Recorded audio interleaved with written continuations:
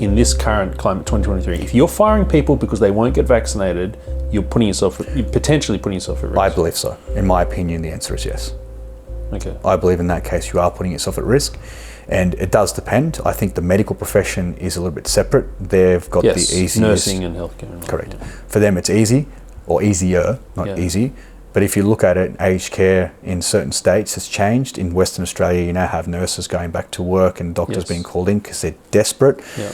Victoria, I have heard of nurses working through agencies and some who have gone back to work unvaccinated as well in certain areas.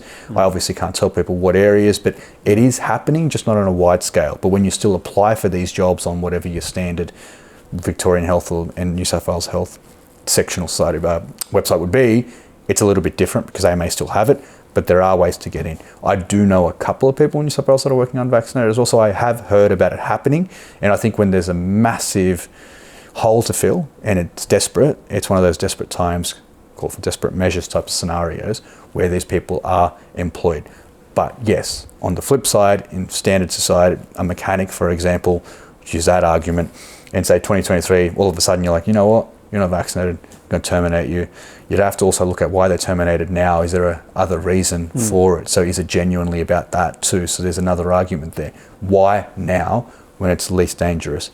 But this is why sometimes you also, on the flip side, you could have those articles coming out saying COVID's coming back to resurgence, it's dangerous, we need to push harder. And you see some of these crappy articles coming up and how there's thousands of cases, people are dying again and all this.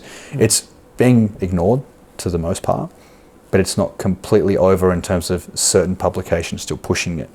But society seems to have moved on. It does. Most people don't want to talk about it anymore. Most people just want to pretend it didn't happen. Yep. But it's just certain people that are still being hit by it.